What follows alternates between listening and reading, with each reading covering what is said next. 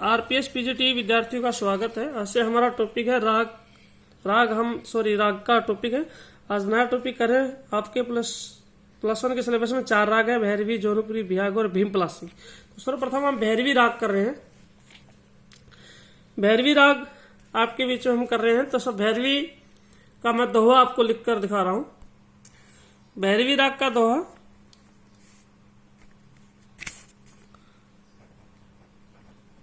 सब कोमल सुर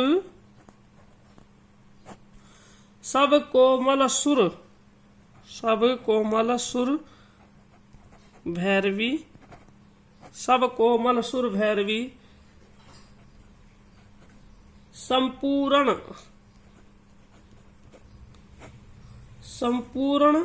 सुर सोही, सुर होई, संपूर्ण सुर होई, सब कोमल सुर भैरवी, संपूर्ण सुर होई, मासा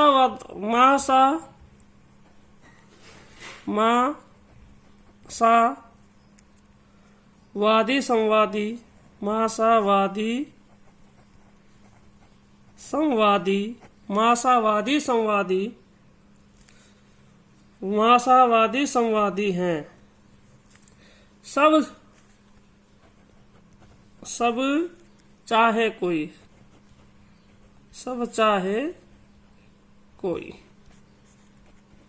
ये राग भैरवी का दोहा है। इसका मतलब है सब कोमल सुर भई, यानी कि राग भैरवी में सभी चारों कोमल स्वर, चारों जो स्वर है वो कोमल है, रेगा धानी, संपूर्ण सुर हुई, इसमें कोई भी स्वर वर्जित नहीं, सभी स्वर जो है वो संपूर्ण है। मासा वादी संवादी, सब चाहे कोई। इस राग का वादी स्वर मा और संवादी स्वर सा है। इस राग को हर कोई चाहता है। ये बहुत लोकप्रिय राग है, सदा सुहागन राग है, संपूर्ण राग है, और इसी राग से किसी भी कार्यक्रम को शुभारंभ करना सभी शुभ मानते हैं। भैरवी माता दुर्गा का, माँ भवानी का, माँ शेरावाली का नाम है भैरवी। भैरव से भैरवी, भैरव भगवान शंकर का नाम है, और भैरवी माता पार्वती का। तो इसे बड़ा ही शुद्ध और सदा सुहागन राग माना जाता है। आइए अब राग में सर्वप्रथम जो चीज आती है वो आती है थाट। राग का पहला पॉइंट जो होता है वो होता है थाट। किस थाट का राग है? ये जो भैरवी थाट है, ये भैरवी थाट से ही उत्पन्न हुआ है। कौन से थाट से उत्पन्न हुआ है? भैरवी थाट से ही उत्पन्न हुआ है। इसका वादी स्वर हम पहले पढ़ चुके हैं। वादी स्वर इसका है माँ को मध्यम भी बोलते हैं, मध्यम। उसके बाद में आता है संवादी स्वर। संवादी स्वर इसका है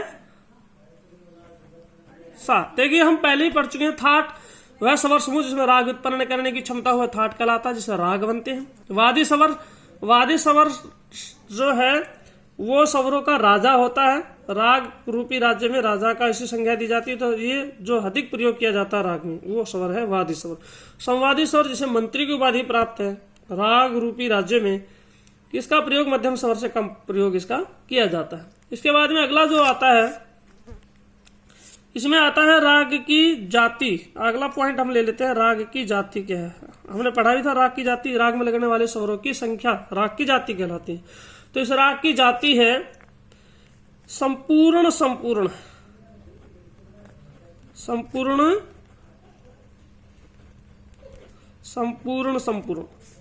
फिर आता है वर्जित स्वर। अब साधारण बात है, वर्जित स्वर का मतलब क्या है? इसमें कोई भी स्वर वर्जित नहीं है। तो इसमें क्या वर्जित स्वर क्या लिखेंगे? कोई नहीं। ये इसका वर्जित स्वर हुआ, कोई वर्जित स्वर नहीं है क्योंकि संपूर्ण जाति है। अगला है कोमल स्वर या विकृत स्वर भी बोलते हैं। विशेष स्वर, विकृत स्वर, कोमल स्वर, विकृत स्वर। विकृत स्वर क्या है? इसमें चारों कोमल हम दोहे में पढ़ चुके हैं। गा धा नी, आगे लिखेंगे रे गा धा नी। चारों स्वर इसमें कोमल है।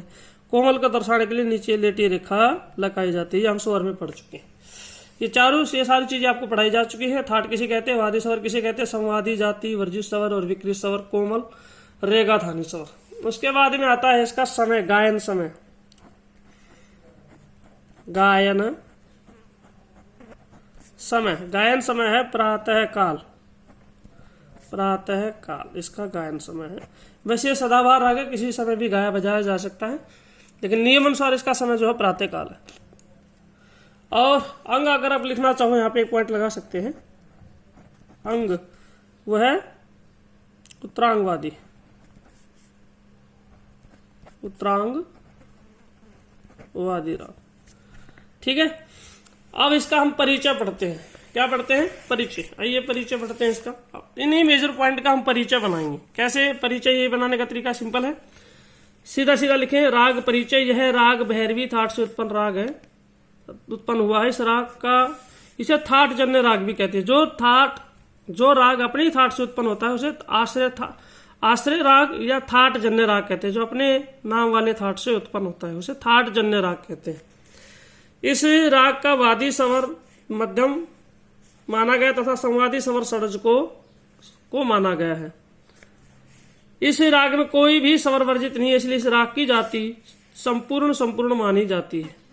इस राग के गायन वादन का समय मध्यम स्वर के सप्तक पहले भाग में होने की वजह से इसका गायन समय दिन के 12 बजे से रात्रि के 12 बजे तक का माना जाता है, यानी कि ये उत्तरांगवादी राग है। लेकिन बहुत से विद्वान इसका गायन समय प्रातःकाल मानते हैं। वैसे तो इस राग में कोमल रेगा धानी का स्वर का प्रयोग किया जाता है, लेकिन कभी कभी सुंदरता बढ़ाने के लिए शुद्ध स्वर रे और धा का प्रयोग भी किया जाता है, विवादी स्वर के नाते। किसके नाते? विवादी स्वर का प्रयोग राग में सुंदरता विचित्रता उत्पन्न करने के लिए विवादी स्वर का प्रयोग किया जाता है। इस राग को किसी भी समय गाया बजाया जा सकता है। मैं आपको पहले बता चुका हूं, ये एक बहुत ही सदाबहार राग है, इसे किसी समय भी गाया बजाया जा सकता है। इस तरह से आप लिखते रहेंगे। थाट राग भैरवी, थाट भैरवी, वादी संवादी महा, संवादी सा, वर्जित स्वर कोई नहीं जाति, संपूर्ण विकृत स्वर रेगा धानी, गायन समय प्रातःकाल। इस तरह से हमने इसी का इन्हीं मेजर पॉइंट का हम परिचय बनाएंगे, इसे कहते हैं शास्त्र परिचय। फिर अगली चीज आती है, अगला जो स्टेप है राग में वो आता है विशेषताएं। यह एक चंचल प्रकृति का राग है, इसमें छोटा ख्याल, टप्पा, ठुमरी, तराना आदि गाए बजाए जाते हैं। चंचल प्रकृति होने के कारण इसमें क्या गाया जाता है? छोटा ख्याल, छोटा ख्याल, टप्पा, ठुमरी, तराना आदि गाए बजाए जाते हैं। उसके बाद में आता है, आजकल इस राग का फिल्मी गीतों में अधिक प्रयोग किया जाता है। फिल्मों में जितनी जो गीत गाए जाते हैं उसमें अधिकतर राग भैरवी में ही गाए बजाए गए, क्योंकि भैरवी राग सदाबहार राग है, चंचल प्रकृति का राग है और ये श्रृंगार रस प्रधान राग है, इसलिए फिल्मों में इसका अधिक प्रयोग, फिल्मों की गीतों में इसका प्रयोग अधिक किया जाता है। इस राग में सा गा मा पा पर न्यास किया जाता है। न्यास का मतलब होता है ठहराव करना। इस राग में किन स्वरों पर विशेष ठहराव, बार बार ठहराव किया जाता है? किन स्वरों पर ठहराव किया जाता है? तो 4 स्वर है, सा गा मा पा, स्वरों पर न्यास किया जाता है, न्यास आधान है। अगली विशेषता, इस राग का संप्रकृतिक राग विलास खानी तोड़ी है। क्या है? इस राग का संप्रकृतिक राग विलास खानी तोड़ी है। ये इस राग का परिचय और राग की विशेषता है। इसके आरोह अवरोह मैं आपको लिख के दिखाता हूं। इस राग के आरोह अवरोह इस प्रकार है। पहले हम लिखेंगे आरोह। आरोह कहते हैं चढ़ते हुए क्रम को, स्वरों के चढ़ते हुए, मैथ वाला फार्मूला असेंडिंग डिसेंडिंग, चढ़ता क्रम घटता क्रम। आरोह स्वरों का बढ़ता क्रम। इसमें सीधा है, इसमें कोई भी स्वर वर्जित नहीं, तो सिंपल लिखेंगे सा रे ग म पा ध नी सा। आप ध्यान दीजिए, इस लाइन में बहुत आपको ध्यान देना है कि हमने लिखा है सा रे, आगे मैंने सिर्फ गै लिखा, फिर मैं लिखा, फिर पै लिखा, फिर सिंपल ध लिखा। देखिए लिखने में ये अक्षर है, लेकिन उच्चारण करने में ये स्वर ही रहेंगे। उच्चारण इनका क्या रहेगा? सा रे ग म प ध नी सा। ठीक है, इस तरह से इसका उच्चारण होगा, सिंपल सा। लेकिन यहाँ पे क्या है? सा के बाद रे इसमें कोमल है, गा कोमल है, धा कोमल है और नी कोमल है। सा रे गा धा और नी कोमल है। इनका जो प्रॉपर जो उच्चारण है सरगम का, आरोह अवरोह का, वो आपको नेक्स्ट टाइम प्रैक्टिस करके अच्छे से सुना दिया जाएगा, हारमोनियम के माध्यम से या तानपुरे के माध्यम से। फिलहाल आप थ्योरिकल इसे याद करेंगे, सा रे गा मा पा धा नी, रे गा धा नी कोमल।